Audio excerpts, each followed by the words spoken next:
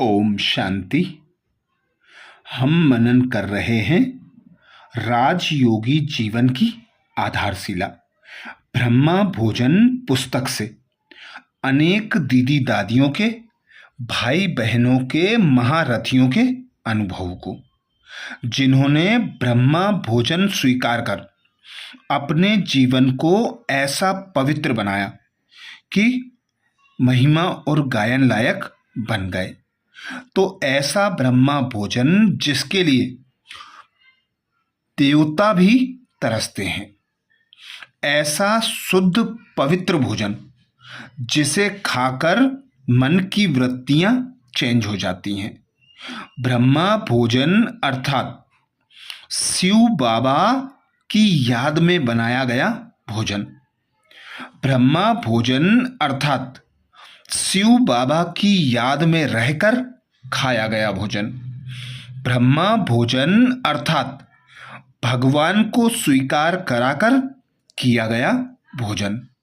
तो ऐसे ब्रह्मा भोजन के बारे में आज हम अनुभव जानेंगे। ब्रह्मा कुमारी शुक्ला दीदी जो हरिनगर दिल्ली से हैं। ब्रह्मा कुमारी शुक्ला दीदी जो हरिनगर दिल्ली से हैं। दीदी कहती ब्रह्मा भोजन से जीवन में दिव्यता आती है। ब्रह्मा भोजन से जीवन में दिव्यता आती है। दीदी से पहला प्रश्न किया, दीदी बाबा ने ब्रह्मा भोजन के बारे में नियम क्यों बनाया है? दीदी बाबा ने ब्रह्मा भोजन के बारे में नियम क्यों बनाया है?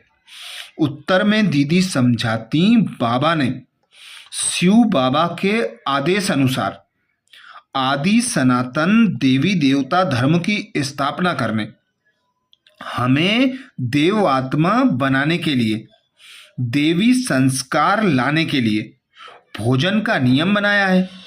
देवीय संस्कार तभी बन सकते हैं जब शुद्ध अन्न के द्वारा तन मन दोनों शुद्ध हो जाएं।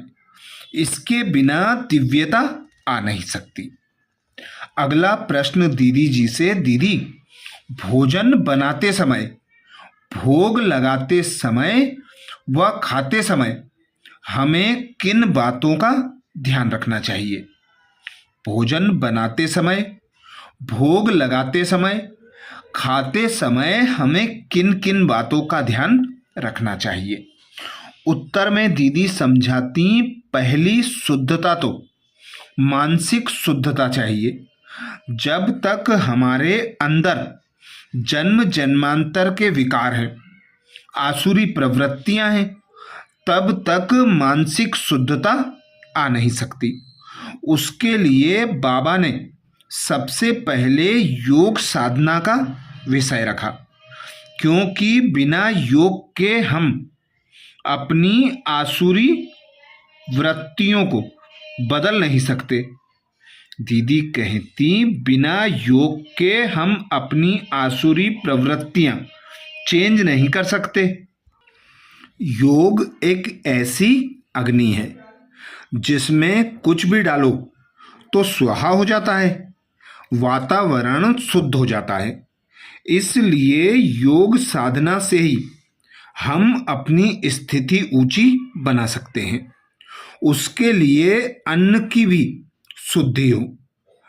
अन्न की शुद्धि से योग साधना भी उच्च कोटि की हो सकती है। अगला प्रश्न दीदी जी से, दीदी हमारी शारीरिक बीमारियां जो हमारे संस्कारों के कारण आई हैं, उन्हें किस मनोस्थिति द्वारा पार करना है? दीदी जी से अगला प्रश्न, दीदी हमारी शारीरिक बीमारियां जो हमारे संस्कारों के कारण आई हैं, उन्हें किस मनोस्थिति द्वारा पार करना है? उत्तर में दीदी कहती कहा जाता है कुछ योग से, कुछ कर्म भोग से अपने जीवन को श्रेष्ठ और महान बनाओ।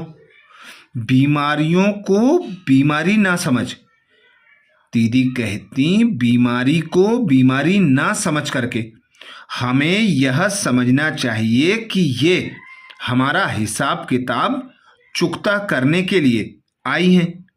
हम बीमारी को बीमारी का रूप समझते हैं और उसके अधीन होकर संकल्प विकल्प चलाते हैं, तो हमारा कर्जा और ही बढ़ने लगता है। इसलिए बाबा हमेशा सिखाया करते थे, बीमारी से कभी हाय हाय नहीं बोलना, बीमारी में कभी हाय हाय नहीं बोलना, यही समझो अपना हिसाब किताब चुकतू कर रहा हूं। आप दादियों को भी देखो, बीमारियां होते हुए भी उनकी मनोस्थिति कितनी अच्छी है, अनासक्त होकर सब काम करते हैं। मम्मा की कितनी बड़ी मिसाल है, जब हॉस्पिटल में एडमिट थी और डॉक्टर आते थे तो पूछते थे मरीज कहाँ है। जो मम्मा की केयर ब्राह्मणी थी, जो मम्मा की केयर टेकर ब्राह्मणी थी, डॉक्टर उसी को पेशेंट समझ लेते थे।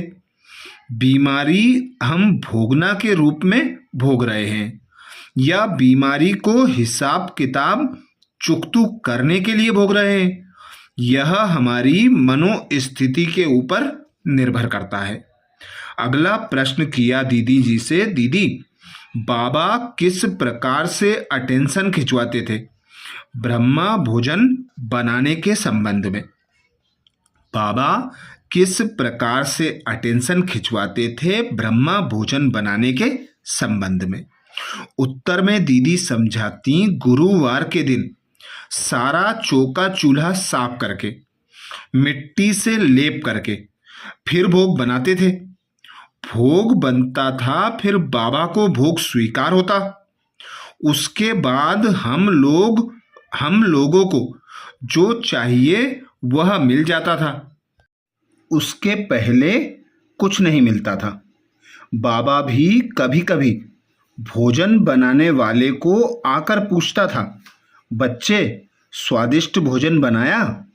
यदि योग युक्त होकर, स्नेह युक्त होकर बाबा को भोग लगा, बाबा को पग पग पर अपने सामने रखकर बनाया, तब कहेंगे बाबा का भोजन स्वादिष्ट बनाया है।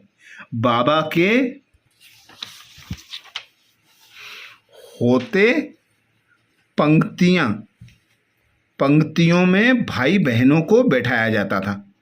उसके बाद बाबा मम्मा दीदी दादियाँ आती और फिर बाबा आ करके सभी को कहता, बाबा को भोग लगा?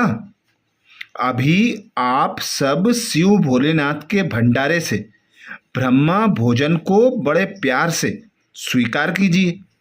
वातावरण में बहुत शुद्धि होती थी। बाबा कहता था, प्रसन्न मुद्रा में खाना खाओ, इससे शरीर भी निरोगी रहेगा। तो बाबा इन बातों पर बहुत अटेंशन देते थे। शुरू से ही यज्ञ का इतिहास खोलकर आप देखेंगे तो बहुत विधि पूर्वक सब कारोबार चलता था। यज्ञ का थोड़ा सा भोजन खा लेने के बाद ऐसा लगता था जैसे आत्मा भरपूर हो गई, अब कुछ नहीं चाहिए। ऐसे भी देखा गया है, जो चीज आसक्त वृत्ति से बनाई जाती है, उसको खाने के बाद उसका प्रभाव अलग होता है, और जो चीज परमात्मा पिता की याद में रहकर बनाई जाती है, उसका प्रभाव अलग होता है। इसलिए अन्न के ऊपर बहुत ध्यान देना चाहिए। योगी को जितना उचित है, जितना हजम कर सकते हैं, उतना ही भोजन स्वीकार करना चाहिए। यदि हम रात को देर से भोजन खाते हैं और भरपेट भोजन करते तो उससे नींद आती है। अमृत बेला इतना श्रेष्ठ नहीं होता। अतः परमात्मा पिता को भोग लगा के खाएं और समय अनुकूल जितना जरूरत है उतना ही खाएं। तो ये था ब्रह्मा भोजन पर अनुभव, दीदी ब्रह्मा कुमारी शुक्ला दीदी, हरिनगर दिल्ली से। तो ऐसे ही और ब्रह्मा भोजन पर अनुभव सुनने के लिए बाबा के चैनल को सब्सक्राइब करें और प्लेलिस्ट में जाकर अनुभवी भाई बहनों के अनुभव सुन सकते हैं। अच्छा, ओम शांति।